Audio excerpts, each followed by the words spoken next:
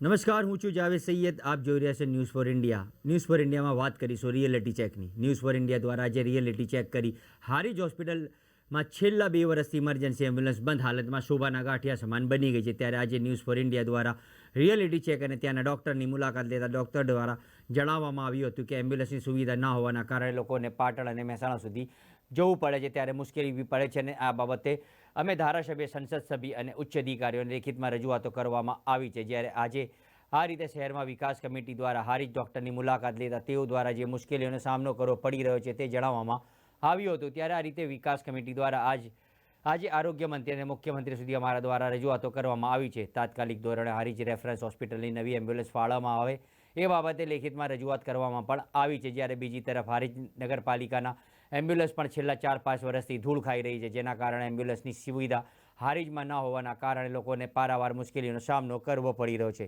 તાત્કાલિક ધોરણે એમ્બ્યુલન્સ ફાળવવામાં આવે તેવી લોક માંગ ઉઠવા પામી છે. આજે અમે હારીજમાં 2 વર્ષથી એમ્બ્યુલન્સ બંધ હાલતમાં છે, જેને બધાને તકલીફ પડે છે એમ્બ્યુલન્સ ના હોવાના કારણે. તેની રજૂઆત અમે આરોગ્ય મંત્રી શ્રી ઋષિકેશ પટેલ સાહેબને અમે રજૂઆત કરી છે અને તેનો લેખિતમાં અમે અરજી મોકલી છે.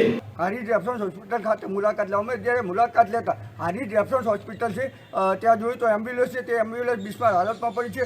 અગાઉ હારીજ નગરપાલિકાની એમ્બ્યુલન્સ છે તે પણ બિસ્માર હાલતમાં પડી છે. અહીંયા લોકો અરજદારો રજૂઆત કરવા આવે છે, લોકોને વારંવાર રજૂઆત કરી, સરકાર દ્વારા વારંવાર સરકારને રજૂઆત કરી, મુખ્યમંત્રીને રજૂઆત કરવામાં આવી, ધારાસભ્યને રજૂઆત કરવામાં આવી, સાંસદ સભ્યને રજૂઆત કરવામાં આવી, પરંતુ હારીજમાં છેલ્લા 2 વર્ષથી પડેલી એમ્બ્યુલન્સ હજી સુધી કંઈ થતું નથી, ધૂળ ખાઈ રહી છે. ત્યારે આજે અહીં સ્થાનિક જે રહીશો છે તે અહીંયા રજૂઆત કરવા છે, તો તેમની સાથે વાત કરીશું.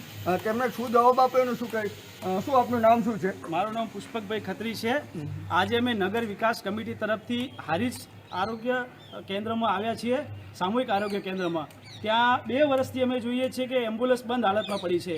હારીજ 42 ગામથી જોડાયેલું છે. 42 ગામના ગામડાથી લોકો અહીંયા સેવા લેવા આવે છે, તો દર્દીઓ આવે છે. અને જ્યારે ઇમરજન્સીના ટાઈમમાં જ્યારે દર્દીને ટ્રાન્સફર કરવાનો થાય છે ત્યારે એમ્બ્યુલન્સ બંધ હાલતમાં જોવા મળે છે, ત્યારે એક નિરાશા થાય છે અને પ્રાઇવેટ સાધનો ઉપયોગ કરવો પડે છે. અને જો પ્રાઇવેટ સાધનો ઘણા કેસોમાં એવું થઈ રહ્યું છે કે દર્દીઓ અધવચ્ચે જ પ્રાણ ત્યાગી દેતા હોય છે. તો આ એક તંત્રની બેદરકારી જોઈ શકીએ છીએ કે તંત્રની બેદરકારી છે કે 2 વર્ષથી એમ્બ્યુલન્સ બંધ હાલતમાં છે, છતાં તેનું કંઈ નિરાકરણ આવતું નથી. તો એના માટે અમે સિવિલ હોસ્પિટલના સાહેબને મળ્યા, તો તેમની રજૂઆત કરતાં તેમના જોડે વાત સાંભળવા મળી કે અમે આના પ્રત્યે ઘણી બધી રજૂઆતો કરી છે, છતાં પરિણામ શૂન્ય આવ્યું છે. તો આ એમ્બ્યુલન્સ બંધ હાલતમાં પડી છે, તો સરકાર તંત્ર ક્યારે જાગશે અને આ એમ્બ્યુલન્સ નવી ક્યારે મેનેજમેન્ટ સાથે ફાળવશે? ડૉક્ટર દ્વારા અન્ય કોઈ સુવિધામાં અહીંયા દર્દીઓને તકલીફ પડતી હોય એ બાબતે આપને કંઈ જણાવવામાં આવ્યું ખરું? ડૉક્ટર સાહેબને જે જાણવા મળ્યું છે કે આ હોસ્પિટલ છે 30 વર્ષ જૂનું છે, જે આજે જર્જરિત હાલતમાં જોવા મળ્યું છે. અમે પણ રૂબરૂ ત્યાં જોઈ આવ્યા છીએ કે બધી આરસીસી બધી નીકળવા પામી છે, જર્જરી હાલતમાં છે. તો ડૉક્ટર સાહેબની માંગણી અને તમામ હારીજ નગરની માંગણી છે કે નવું સિવિલ હોસ્પિટલ સરકાર દ્વારા ફાળવવામાં આવે અથવા એનું નવેસરથી રિપેરિંગ કામ કરવામાં આવે.